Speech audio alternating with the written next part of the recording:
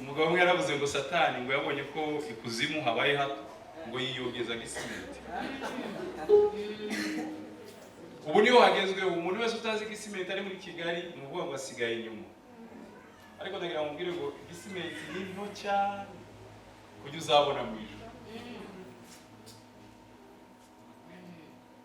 Arije kugukumbuza ijuru. Sibwo butumwa Imana yampaye. Imana yambwiye ngo ije kukuguza n'umuntu wa kabiri ku buzima bwawe.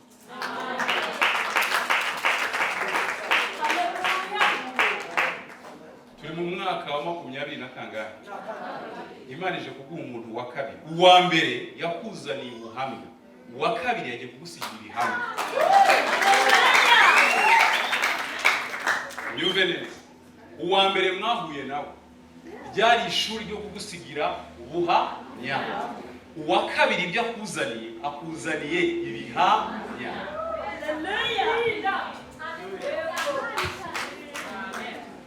Haleluya! Ariko ndagira ngo utangarize ngo amatangazo ari aramanuka. Ntabwo ari amatangazo yo gupfa, ni amatangazo yo gukira, ntabwo ari amatangazo yo kuburanirwa, ahubwo ni amatangazo yo kubona mu izina rya Yesu. Ibyo byose byo birabanziriza kuza kw'Imana. Niko Imana yambwiye. Yobu ngo yibuka ko Imana itavuga nk'abantu, yibuka ko Imana itareba nk'abantu. Aravuga ngo ngiye ngomeje gukiranuka kwanjye, nubwo mbona ibyanjye biriho biragenda, nubwo mbona ibyanjye ubuzima buriho buracamo bitagenda neza, ariko Imana yanjye umunsi umwe nzayireba. Ubuze na salisa namba 2 mugiye kuri indege. Uzi processes zo kuri indege, hagomba visa, hagomba passport, soit y'itanu cyangwa y'icumi n'amafaranga. Ukumva ngo nduwiteka Imana. Icyo ngundira Imana ireba situation turimo. Icyo ngundira Imana ireba nk'abantu, ireba kure, ikamenya ibyo twibwira, ikamenya ibyo dutekereza, ikavuga ibyo ivuga n'ibyo itekereza ubwayo. Igihe dukeneye abantu siyo tuwabona, kandi ashimira Imana bishop. Kwigihe abantu babuze Imana iboneka.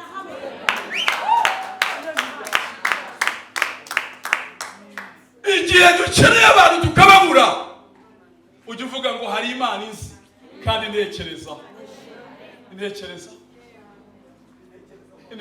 ku manywa na nijoro. Yaravuze ngo zibyo nibwira kubagirira nzabagirira ni byiza sibi, kugira ngo mbare mu mutima w'ejo hazaza. Ubundi ayo magambo y'abatabari muri Bibiliya tuba twarayiretse. Rero twitabiriye ubutumire bwa bishop. Bishop we twamuvuga kuko iyo tugiwe kuhava biragorana kubera ko afite akaboko kasizwe. Iyo akoze mu gikoni ntiwahava. Bishop Imana igumugisha kandi tuguwe neza. Worship team ni inshuti zanjye. Imana yo mwijuru igumugisha kandi ibagirire neza. Namwe bakristo bavandimwe dusangiye gusaba Imana izaduhe guhurira mu ijuru. Uko twicaye aha muri Kimironko tugere mu ijuru tuzavuge ngo muri cya gitaramo bari. Nta kintu byaba bimaze, nta n'icyo byaba iyi si iri kurangirana n'ibyayo. Wagira Imana yakwiyandikisha muri kaye mu ijuru akazataha mu ijuru. Yesu ashimwe cyane. Nawe nicanye na bishop bari abaririmbyi baririmba karimbo twaririmbaga kera. Yesu uzabibutura iwawe mw'ijuru ajagusingiza n'abamarayika. Reka nkubwire, ubu ahantu hagezweho muri Kigali ni Gisimenti. Ntabwo warubiza amakuru. Gisimenti igezweho muri weekend. Uzafata akanya saa 2 uhatembere kwa gatanu. Umugabo umwe yaravuze ngo Satani ngo yabonye ko ikuzimu habaye hato ngo yiyogeza Gisimenti. Ubu niho hagezweho umuntu wese utazi Gisimenti ari muri Kigali ni ukuvuga ngo asigaye inyuma. Ariko ndagira ngo mbwire ngo Gisimenti ni nto cyane kujya uzabona mu ijuru. yaje kugukumbuza ijuru. Sibwo gutuma Imana yampaye. Imana yambwiye ngo ije kuguhuza n'umuntu wa kabiri ku buzima bwawe.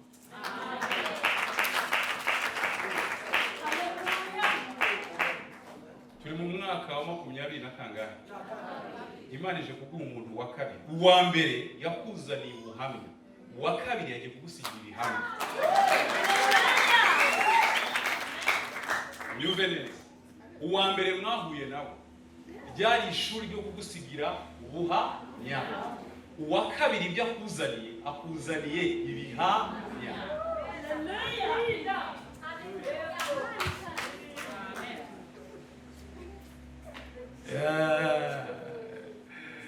Yes.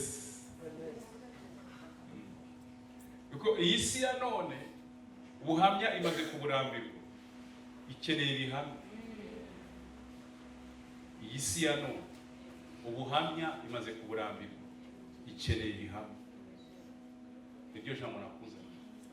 Umwaka 22 Yesu akugarukeho bwa kabiri, ntagusigira ubuhamya ahubwo agusigira ibihamya mu izina rya Yesu. Amen. Mana turagushimiye ta azala fogre de la crete safotere bras. Tugushimiye neza yawe, tugushimiye n'ubuntu bwawe. Turakwinginze Adamu ntabwo yagira icyo haza abagabo baraha n'abagore, n'abasore baraha n'abakobwa baraha, ahubwo niwe wagira icyo bahaza. Ndakwinginze ngo ubagirire neza, uhaze imitima yabo mu izina rya Yesu. Amen. Dusome igitabo cya Yobu.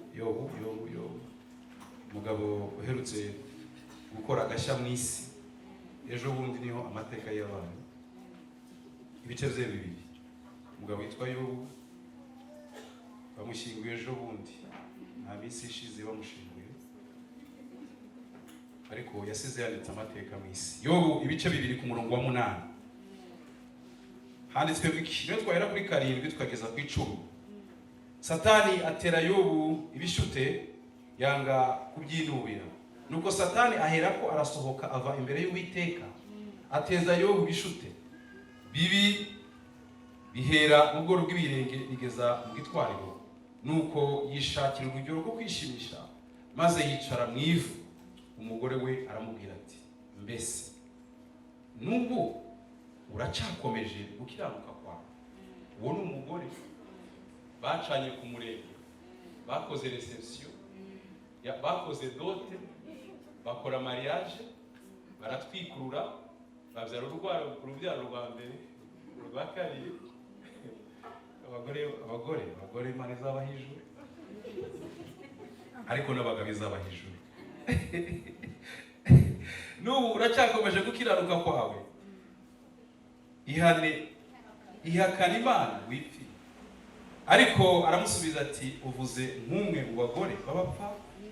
Mbese twahawe ibyiza mu kuboko kw'Imana tukanga guhabwa ibibi?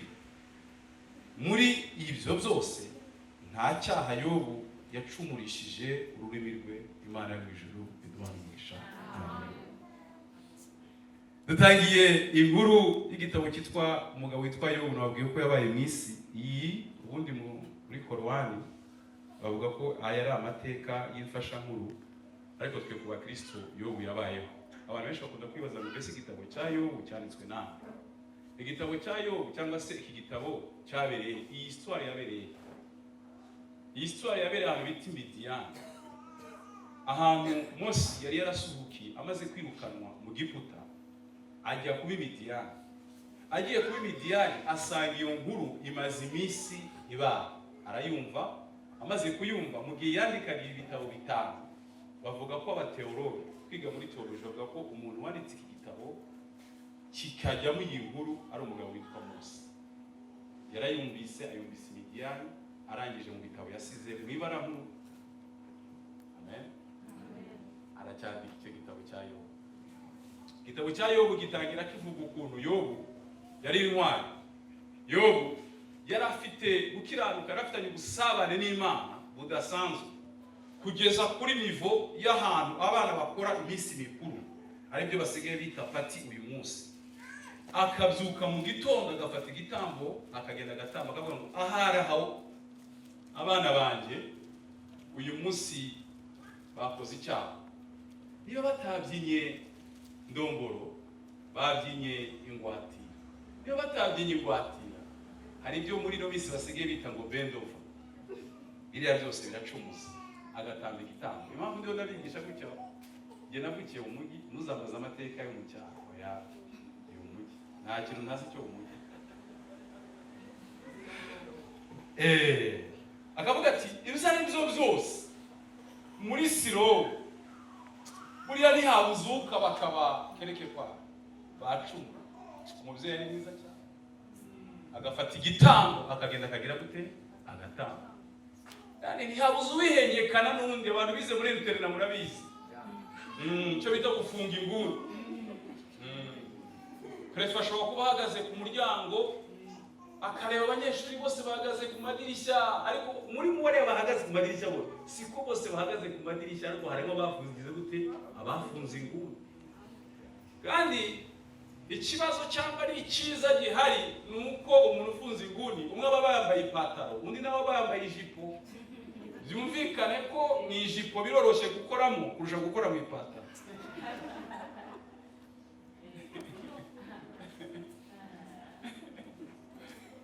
Rero iyo imagination yose yari ayifite, akabyuka mu gitondo agafata igitambo akavuga ngo abana banjye aho bagiye mu bisi mikuru bashobora kuba bacu.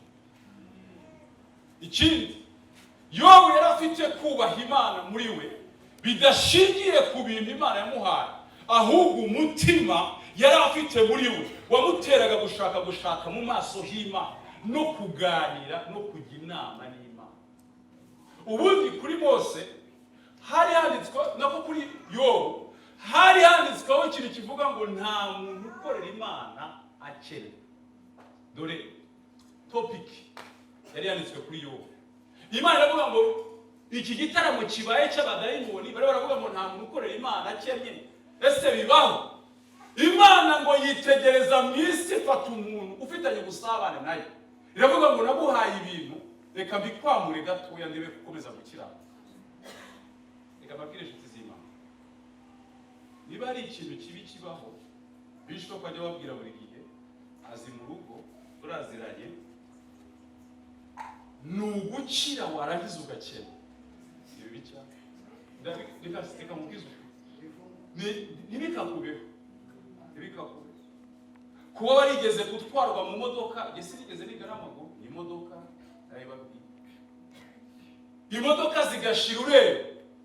Kuba warigeze kunywa amata ukaresha utya, bwacya mu gitondo bakababwira ngo kubera impamvu z'abashumba bagomba kwishyurwa amata mugiye kujya muyagurisha muzajya munywa mu bwabo. Ibizakubeho. Imana ivuga ngo uyu nguyu ntabwo akiranuka kubw'ibintu, ahubwo akiranuka kubw'umutima w'Imana afite. Reka nkubwire, abantu bagiye kunesha isi uyu munsi si abantu Imana yagiriye neza, ahubwo ni abantu bafite umutima w'ubusabane nawe iyo bagiye kunesha isi. Yesu ashimwe cyane. Ngo Satani ngo aburana n'Imana ngo ariko se nguriya muntu arabura gukiranuka atafite V8, arabura gukiranuka ate abana biga Harvard, arabura gukiranuka ate umugore ari minisitiri, arabura gukiranuka ate nawe igihugu cyaramugiriye icyizere. Imana ati ibyo ngibyo reka nze nkwereke, nguhaye uburenganzira Satani, bitware byose, ariko icyo nkubujije n'ubugingo. Satani ngo ava muri iyo nama. Niba ari ikintu kibabaje babyeyi, ni ukubona umwana wawe wapfa atazize ikindi kintu, ukajya kumva ngo abana batanu bose barapfuye, ngo ni uko baje kumubikira bavuga ngo batanu bose bageze gute, ngo bari bateraniye ahantu ngo bose bageze gute barapfa. Ngo mu gihe iminsi ya mbere itararangiza irababwira ngo amashyo yawe aho yari ari hose yose aragize gute arashize. Iyo baravuga ngo navuye mu nda ya mama nambaye ubusa, nzasubira mu nda y'isi ntacyo ntwari. Abari baje kumubwira inkuru y'incamugongo bagiye kumva bumva ibyiringiro biracyariho. Ndagira ngo umubwire ngo haracyari ibyiringiro. Nubwo uwa mbere yagusigiye ubuhamya, Imana itumye uwa kabiri kugira ngo bamusigire ibihamya mu izina rya Yesu. Hari igihe abantu bakuvaho kuko bumvise inkuru mbi, ariko hagiye kuza aba kabiri bazamo n'inkuru nziza kuko ari icyo Imana ikoze.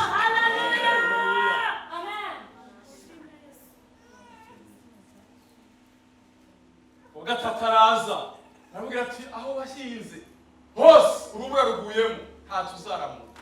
Ati nibyo ntibigende ntibyarutaga abana banjye. Aricara Satani arangira avuga ati no, birashoboka ko ibintu byagenda umuntu akazongera akabishaka. Kenkayeri zagenda zikazashaka, remorke zagenda zikazashaka, amazu yahirima bikazashaka, ariko umubiri uhorera ubundi. Kora ku mubiri we, kora ku mubiri we. Amafaranga umuntu yakoreye yose, warwaye kanseri yashira ukavuga uti cyangwa bagashiririza ariko ikagera. Imana ati nawe genda ukoreho. Yo mu gitondo kimwe mwabizutse, madame rero ategura breakfast cyangwa petit déjeuner, agiye kubona sheshe kanseri. Ubundi iriya ari kanseri. Iriya ni kanseri yobu yarwaye y'uruhu. Arwara kanseri, warishima bigera ahantu noneho mu bworo bw'ikirenge hamurya no mu mutwe hakamurya. Habura uko yakwishima ngo atabaza umugore we. Arambwira ati ibyo ngibyo nari nihanganiye abana, ntabwo wagiye ku Gisenyi ntukizi. Icyo wa mbere ntukizi, icyo wa kabiri ntukizi, icyo wa gatatu ntukizi, n'icyo wa kane ntukizi. Abagabo kuko mudatwita ntacyo byagutwara. Ariko dore n'amasharagiye naho twari twarahinze byibuze ngo tuye kutuzibogera kwiyubaka, naho ibyo biragiye.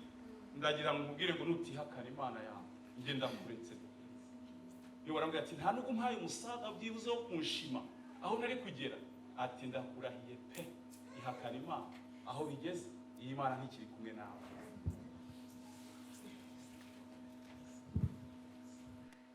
Yobu byitegereze yibuka ibihe byiza Imana yagiranye nawe.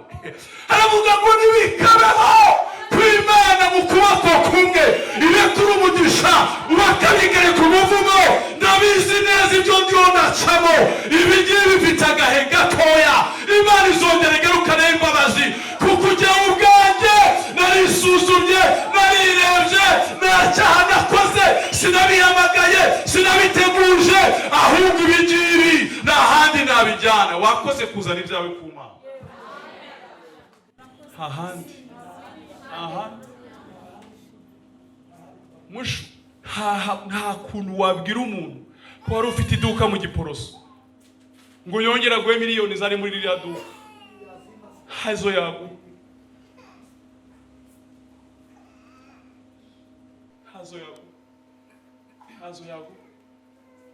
ariko iyo twageze imbere y'Imana iravuga ngo nkunda Imana.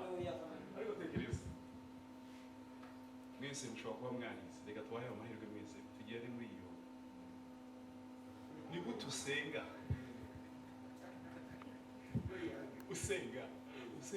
wabuze ibishyimbo bya mituwe.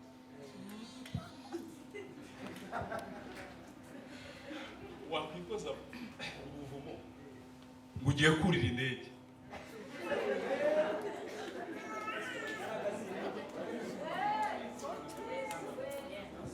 Kameme turaganira.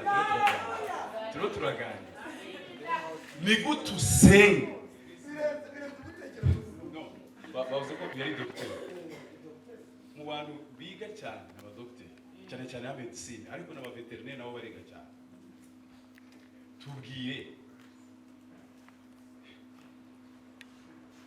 umuntu iyo filozofi, ubuzi ibishyimbo by'amafaranga 200 byo kugura kuri butiki, none wabuze noneho n'ubundi n'ibya 200 byabuze.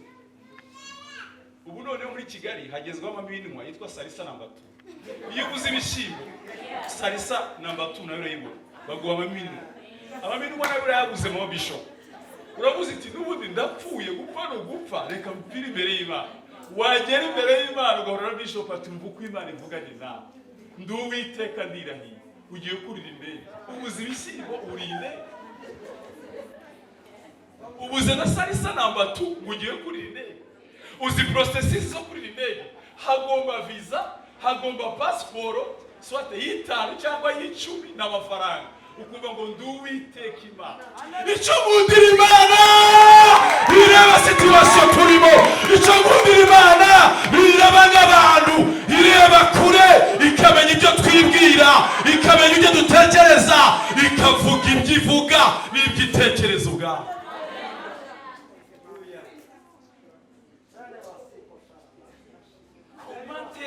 vraiment un homme intègre qui a manqué 200 francs d'acheter des haricots bien préparés chez Monsieur Emmanuel.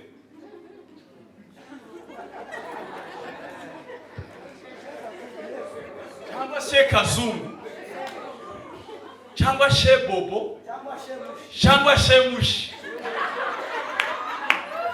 Wakwikoza imbere y'Imana ngo ndi Uwiteka ndirahiye ngo ngiye kukubakiriza muri Kigali.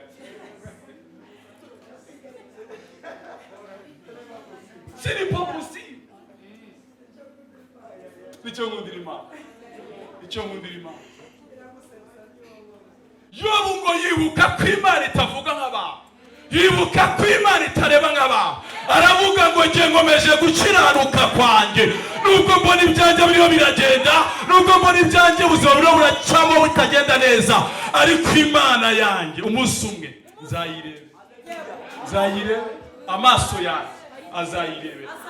Ubundi hari celebration nkunda. Abanzi bawe bakabona Imana yawe bakiriho kandi kugiriye neza.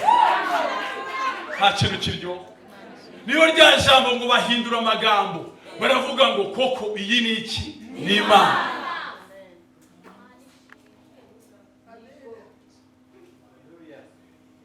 Shobu baramureba aravuga ati madame, vraiment moi n'igihe wahora gukugurira ikanzu nziza, n'igihe wahora gukugurira pade ugeze muri periode, ni twajyaga tubwirana amagambo, kumbe ayo wambwiraga ntago ariyo ayanga muri situation ngezemo, ariyo bakakwiye niyo nari nyakeneye.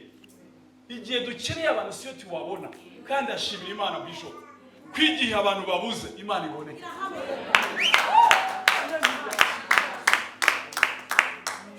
Igihe dukeneye abantu tukababura, ujye uvuga ngo hari Imana izi kandi ntekereza ku manywa na nijoro. Yaravuze ngo zibyo nibwira kubagirira nzabagirira ni byiza sibi, kugira ngo mbare mu mutima w'ejo hazaza. Ubundi ayo magambo y'abatabari muri Bibiliya tuba twarayiretse. Niba ari abantu beza bakwisi, ni abantu nyine baraharara bagahararuka, bararaho biri, byagenda bakajyana nabyo. Ariko nkunda Imana, iyo tubifite ibana natwe, iyo tutabifite ibana natwe. Ihora ari Imana, izakomeza kwitwa Imana. Ngo mu kanya gato ibyo bimaze kuba, ngo inshuti ze ziraza, ngo zimaze kuza Bishop zirabwira ngo ariko ngo zibaza gufata umwanya zicara zirategereza, ngo zikajya zireba Yobu ibyo akora, ibyo avuga, uko abaganiriza. Bajya kanama nkunda ba Johnson bitese eba urabibona kwa Bishop uzarako wowe wambwira gute ko umuntu yahamagawe n'Imana amaziri ya myaka yose avuga ubutumwa bw'Imana? Buriya biriya bintu nta hantu yaba yaravangavanze kwe, ngo bose ngo inshuti za Yobu ziravuga ngo ntibishoboka ko uyu muntu yaba akiranukira Imana ngo ahure n'akaga kangana burya. Ninde muntu wakubwiye ko yigeze ajya mu nama z'Imana akabona ibyago by'abakiranutsi byose akabireba, akabifotokopya, akabishyira mu mutwe? Ngo bose barahaguruka bavuga ngo Yobu ngo umaze iminsi uvuga turacecetse, ngo ariko natwe tugire gute tuvuge. Nkunda iri mu kibazo ufata telefone untabare ukabasobanurira. Ubwo bakubwira ngo tugiye kubyigaho muri ino minsi turakugeraho vuba. Noneho nyoko wanya agatelefone asobanura ati umvise ibyo Adamu byamugendekeye, ati yaza telefone yakubita induru bikomeye cyane, ati noneho ubanza birangiye. Bakavuga ati okay sawa, ati mubwire ko tugiye kuzamusura uzi ko ikintu cyita cyiza. Baraza bakavuga ngo umaze iminsi duhamagara tubwire icyo duhamagare. Ubwo tubibaza ariko se aba bantu batelefonaga ntabwo wumvise ibyo nabahamagariye?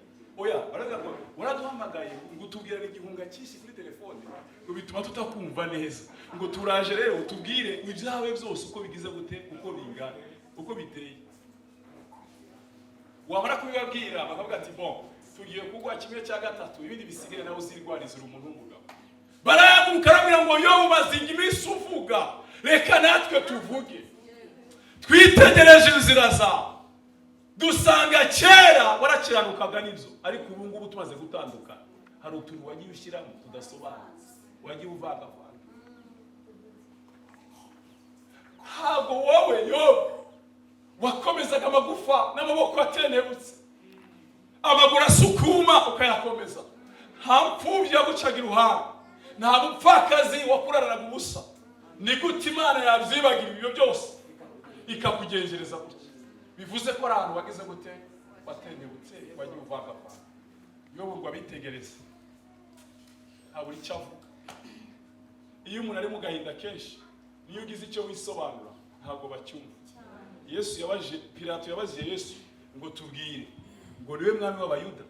Kubera inkuru nyinshi Yesu yari yanyuzemo, yaramuriye yambwira ngo wabivuze ko wakabimenye. Nibyo ngibyo Pilato aracyaganyikirwa, arabaza ngo ndabaza umuntu w'umu-intellectuel bari barabamba cyangwa ni inkandagira bitabo, arabaza ngo mbwira, niwe mwami w'Abayuda? Ngo wakabivuze, wabyivugiye. Hari amagambo umuntu atagomba kuvuga mu bigeragezo, ukavuga ngo kuko umwami wanjye azantaba, icyo gituma nazamuka. Ayo magambo ukajya uyababwira gusa. Ese wabonye kubaka inzu? Kuko umwami wanjye azantaba, sinzamwa. Wabonye kujyana umwana mu ishuri? Kuko umwami wanjye azantaba, sicyo zamwa. Wabonye yo kurya? Oh, haleluya! Kuko umwami mwana azantabara. Ese mukoko umaze imyaka 35 nta urakurambagiza. Wimubwira ngo imyenda yarahenze, urabona ko kwicara kuri terrace. Ndibwira ngo kuko umwami Imana azantaba, uyu munsi uzaba samedi imwe gusa muzanjye inyuma. Nkundisi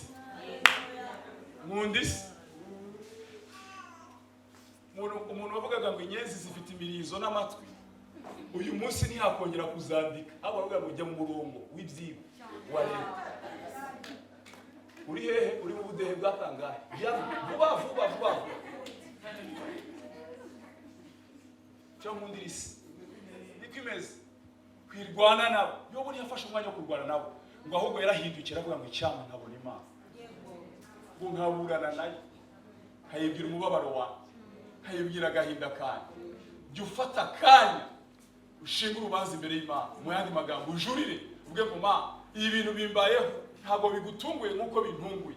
Urabizi iherezo ryabyo ni ibihe. Iherezo ryabyo ni ibihe.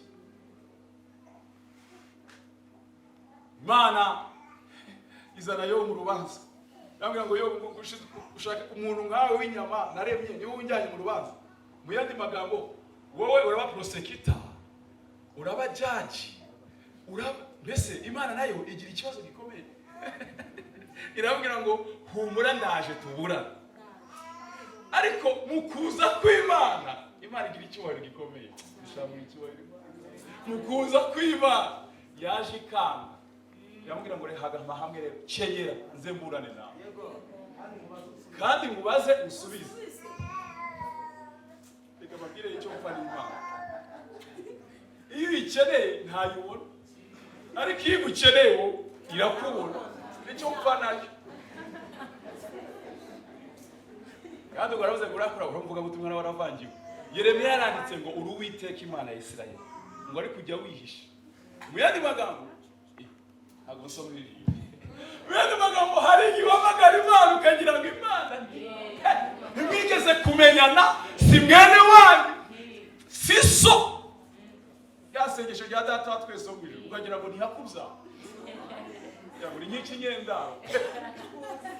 Kugira ngo ntikuze. Ukayihamagara mu buvumo. Shikada. Ukayihamagara mu mazi. Shikada. Ukayihamagara mu rusengero nk'uko twateranye kuwa kane. Shikada. Nijoro ukayihamagara. Shikada. Umugabo yaba aryamye ugati nyamara umugabo urugo ruryamye. Reka genzuke. Shaka akabaraga mpamagara. Umugabo agaprofita ibitose by'amasengesho yawe akagona. Imana yambwira ngo kenyera nze tuburane. Finitene. Atuzahano mbikubura. Atuzima shiri rukatakata kugira ngo rutamanuka ari ikibarafu kinini ngo gikubita abantu bameneke bapfa. Iyo bati iyo barafu iyo frigo ntayo nzi. ariko Imana uri Imana gusa uri Imana gusa. Uri Imana. Reka nkubwire akantu keza. Numva urakariye Imana ugiye ubwira ngo uri Imana gusa. Nujya wumva ufite bade, ufite bagage nini ushaka kubwira Imana, ukumva ntabwo iri kuyumva, ujye urangiza gusenga ubwire ngo Imana, nubwo ntakumvise ariko uri Imana. Uri Imana. Rero ati yobo ndekera aho ngaho. Ati uzi ukuntu umwana kurira mu nda. Kubera iki kwino hatajya hazaho umusatsi? Kubera iki? Uriya muganga ni ubizi cyane. Mu guhura k'umugabo n'umugore mu matembabuzi wanyereka igufwa tibia, wanyereka tibia, wanyereka colonne vertebrale muri gutembabuzi. Yo bati nacyo icyo cyo rira nacyo kigize gute kiranca. Imana ibaza yo bati uzubiko bw'imvura yewe aho mubika ko bizamuka ari ibicu, iyo fenomene nkare kuri imvura kandi nkajya nyire kuruko nshatse. Ibyo nabyo biramucana. None se inyanja wari babona irengaho nayishiriyeho urugabano, nabyo birancana. None se uzuko inyamaswa zirinda abana bayo ntisigire. Muganga narekeje madame, mwabagabo muri ahanga, ndabifuza kutazaherekeza abadamu bawe. Setu numbaze byinshi, Dr. Araha muri azabwira ati muherekeze, ariko giye ejo bundi narambwiye nti reka ngwere madamu wa mbere naraguherekeje nabonye ibizo mu biba hariya muri kiriya cyumba, ariko uwa kabiri nziyaranja sinzaguherekeza, uzashaka kuguherekeza. Kabisa breva. Uzashaka kuguherekeza kabisa. Dr. Yarambwiye yahamagaye muri sale ngo umugabo w'uyu mugore ari hehe, barampamagara ndajyayo. Ngira ngo ni ibintu byiza. Ndavuga ngiye kubona uko umubebe asohoka. Yesu Kristo Nazareth. Bebe yarasohotse nenda kwinjiramo, nanjye nende gusubiramo. Numvise ikizungera sinzi aho cyari kivuye.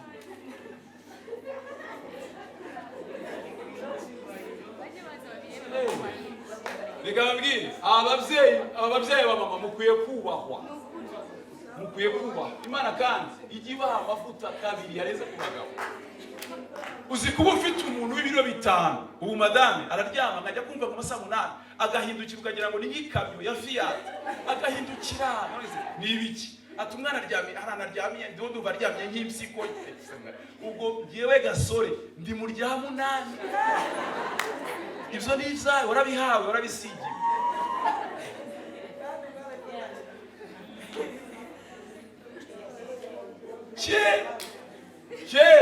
Kera ndio ndakona akongera ngajya kumva nkumva kandi ari nanga se bigezewe ati ndufita ko rikutse. Ibyo nabyo warabiha komeza.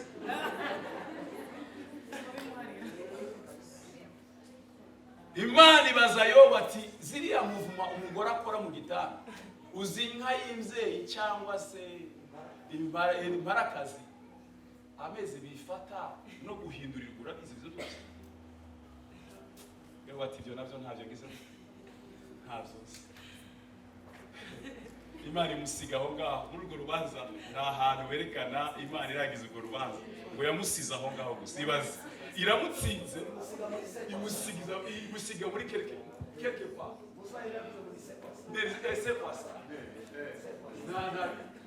Imusize ahantu umugabo adashobora kuvuga ngo nabonanye nayo ikintu kizi.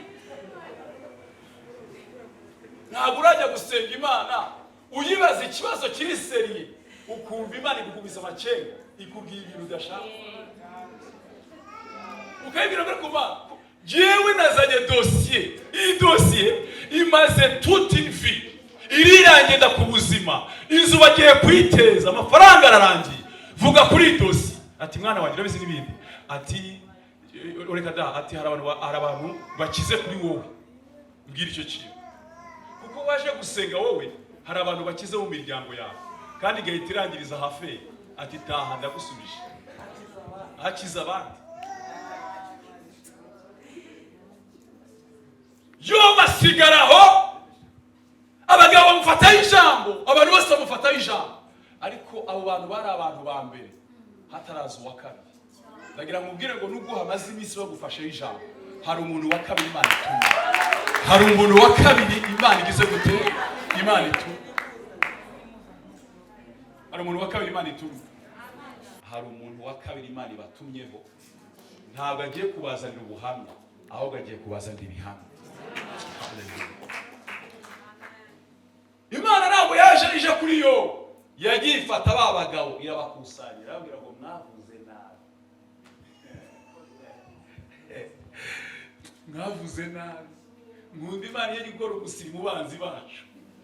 Ubu uri ahantu ukajya kumva ngo habaye iki, ukavuga uti Imana ishimwe ko ntari imari kandi ntabigizemo uruhare. Irabagota bose ngo mwavuze nabi umugaragu wanjye, muvuga ibyo ntabatumye, muvuga ibyo ntababwiye kuvuga. Ndi mu ijuru ndabitegereza, habura n'umwe wavuga ngo Imana tuyibaze.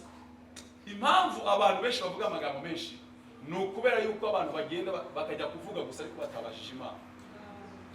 Nubona umuntu ari mu kigeragezo, ntuzafata umwanya wo kumuvuga, ahubwo genda uvuge ngo ma uriya mugabo cyangwa uriya mugore ibyo arimo wowe ubivugaho iki, c'est tout. Ikizaguha kizaba ari urujana kurusha icyo abantu bazajya gute bazakubwira.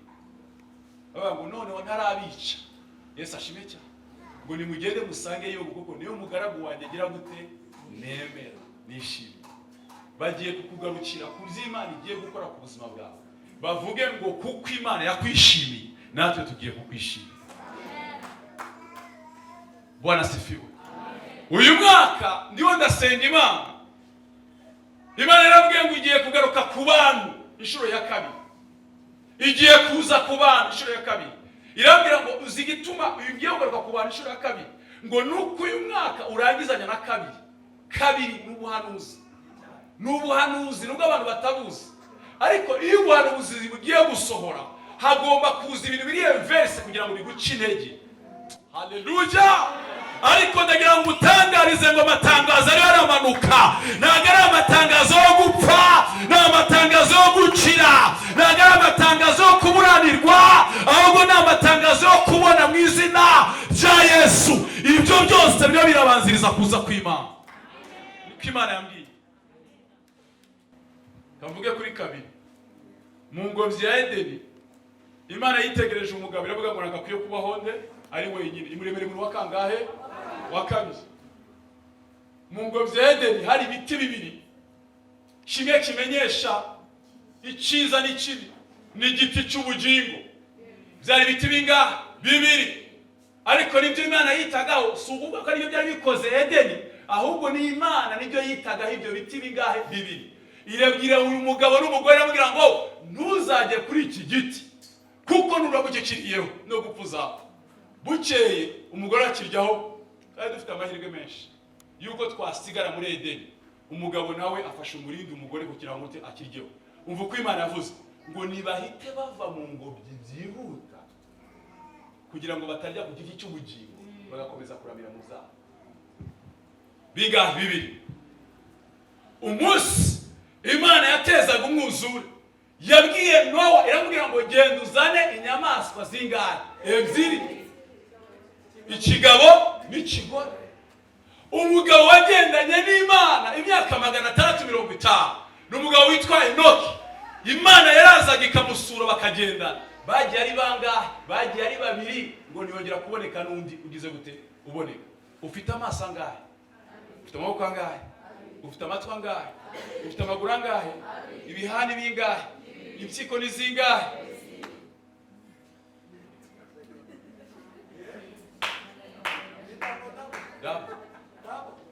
Umunsi Eliya yagiye gutandukana na Elisa, yarambwiye ngo nta kindi kintu ndi bugusaba, nzi ko ushoboye wakoresheje byose, ariko si nkeneye amavuta yawe, nkeneye amavuta y'imigabane ingahe?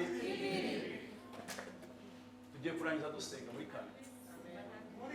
muri kabiri. Umunsi Eliya yahuraga n'umupfakazi, yamusanze akusanya udukwi tungahe? Tubiri.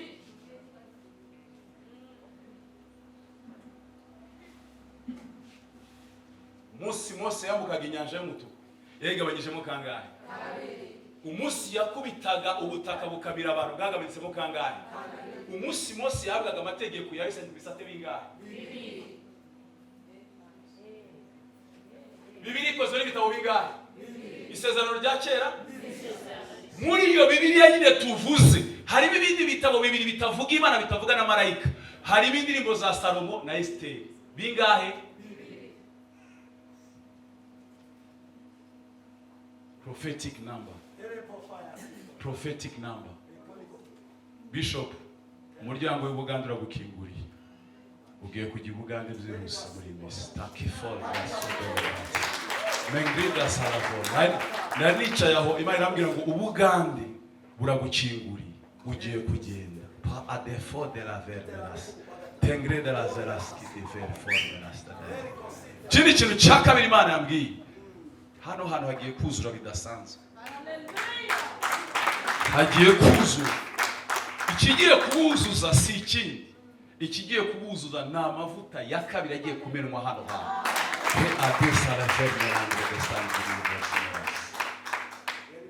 Ntago Bishop aravugwa. Abashumba bagiye kuvuga Bishop, ariko muzavuga ubuhamya bwe. Bagiye gushakisha ikintu gituma abantu bakuruka bakaza ahangaha, ariko ni amavuta ya kabiri Imana igiye gusuka kuri Bishop.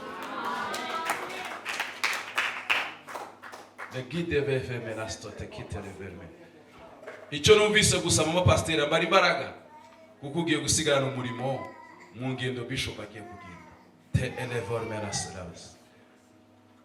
Imizuko ni ingahe? Ibiri. Hari umuzuko wa mbere n'uwa kabiri. Yesu yatumye bangahe? Babiri. Ariko njya nibaza umuntu wajyanye na Yuda Iskariyoti bagiye bavuga ibiki? Yagize ibyaha. Bagiye badiringa ati ugiye kuzagambarira Yesu, bagiye kuzamutwara maze kunegosiya amafaranga bari hafi yo kuyamba. Ndagira ngo ubwire ngo uyu munsi Imana ntiguha umuntu umeze nka Yuda, ahubwo iguha umuntu ufite umutima nk'uwa Yohana.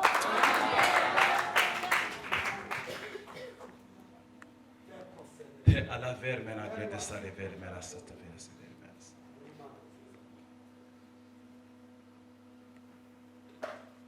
Dawidi yasizwe kangahe?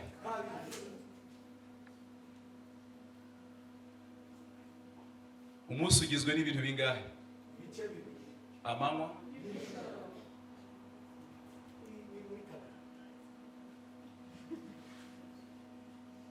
Imana yashyize inzira Abisirayeli zingahe?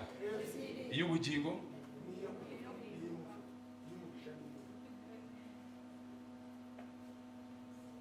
ibitabo by'abami ni bingahe? Cya mbere cy'abami, cya kabiri cy'abami, cya mbere cya Samweli, cya kabiri cya Samweli, cya mbere cy'ingoma, cya kabiri cy'ingoma. Umuhanda ugira inzira zingahe? Ibumoso.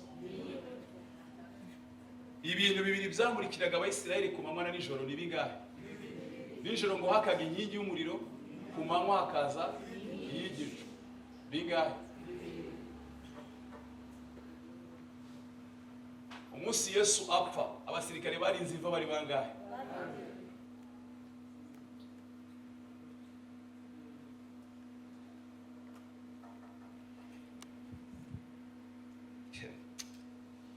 Yesu ni uwa kangahe? Ni wa Adamu wa kangahe? Ngo kuko uwa mbere atabashije kudukiza icyaha, ngo ari kuwa kabiri ngo aje kudukuraho ibyaha byose. Ngo yageragejwe muri byose, ngo ariko ntiyakora icyaha. Yesu ashimwe cyane. Bwana sifeza. Ndagira ngo utangarize ngo Imana igutumyeho umuntu wa kabiri muri uyu mwaka wa 2022. Si ubuhamya ahubwo ni ibihamya.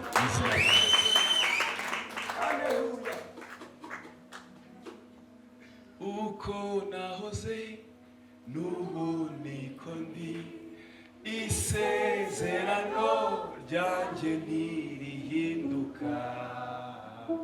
Ngwino mwana wa jya ugomba kuba, n'ubu niko ndi.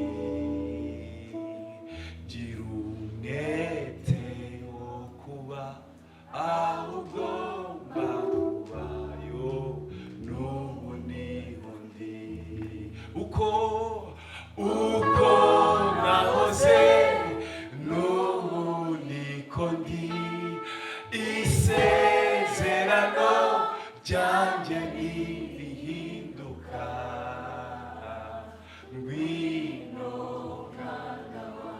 byaba ugomba kuba n'ubu nibone. Gira umwete wo kuba aho ugomba kuba n'ubu nibone. Umunsi Yesu yafataga bene Zebedayo bakajya ku musozi, haje abagabo bangahe? Eliya na Mose. Ibyahishuwe biravuga ngo nzongera gutuma abagabo babiri, umwe ngo azaba umuhanuzi w'ukuri n'umwigisha w'ukuri. Satani nawe akora copy paste, aravuga ngo nzashyiraho umuhanuzi w'ikinyoma n'umwigisha w'ikinyoma. Ni ibisi tugiye gusohora. Haguruka dusenge Imana.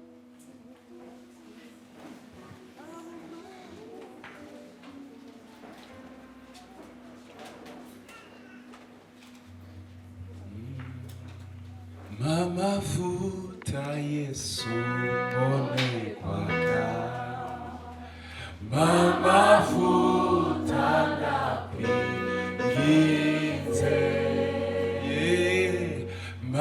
mafuta Yesu mbone kwaka,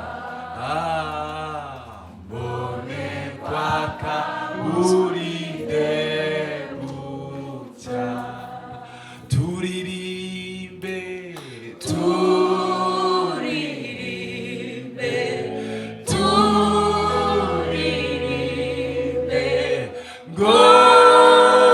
ngozana tugusingize, wowe mutwara abami, Yesu tugusingize, yo maguhora mwihangiye amaso, ukunyigisha wemere, maguhora mwihangiye amaso, wigireho urinde guca. Turirimbe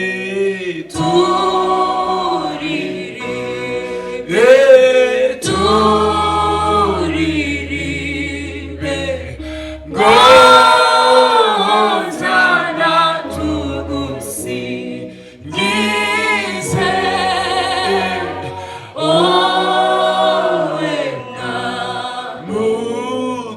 mutwara abami, Yesu tugusingize. Sura muri sengesho ngo Mwami Yesu, amahirwe ya mbere yaratakaye, atakara nyabona, kandi yari yaje. None ndakwinginze ayo ugiye kumpa ya kabiri, umubwenge bwo kuyakoresha, maze kumenya neza kujya utanga amahirwe ya kabiri. Aya mbere nayakozemo ibyangwa nawe, ariko aya kabiri umpa imbaraga zo kugira ngo nkuramye, guhimbaza. Nsobanukiwe neza ko isi itagitanga amahirwe, ahubwo ifatanya n'abantu kugira ngo yice umuntu, ariko kubw'imbabazi zawe n'umutima wawe ugira kuri aya mahirwe umpaye, ndayakiriye. Maze iminsi ngubwira, none untumyeho uhereye ku mushumba n'umuvugabutumwa atubwiye ku mahirwe ya kabiri. Ndakwinginze aya mahirwe ntancike, mu izina rya Yesu. Ndagushimye kongeye kunyibuka aho isi itanyibutse, aho imiryango itanyibutse, aho bene wacu bandetse, aho isi yandeberaga kure y'ikivume, ariko ukanyegera, aho nari inyotewe, aho nari nambaye ubusa, aho nari ngowe, aho navugaga ngo ijwi ryanjye risohoke, niho wasanze usanga nigaragura mu ivata, urambwira ngo mbeho abantu baciye urwo gupfa. Ndakwinginze Mana, ayo mahirwe umpa azampe kwinjira mu muryango w'abamuhimbaza, w'abakuramya mu izina rya Yesu. Urakoze Mwami, urakoze kuyampa, urakoze kuyanyegereje, kandi mu izina rya Yesu ndayakiriye. Amen. Ndashaka umuntu ushaka kwakira Yesu Kristo nk'umwami n'umukiza.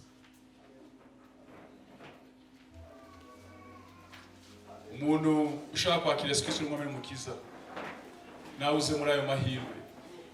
Ngwino ndakwinginze, ngwino ngwino ngwino ngwino ngwino, witegereza nakuririmbye, gira umwete wo kuba aho ugomba kuba, n'ubu niho ndi, uko nahoze, uko nahoze.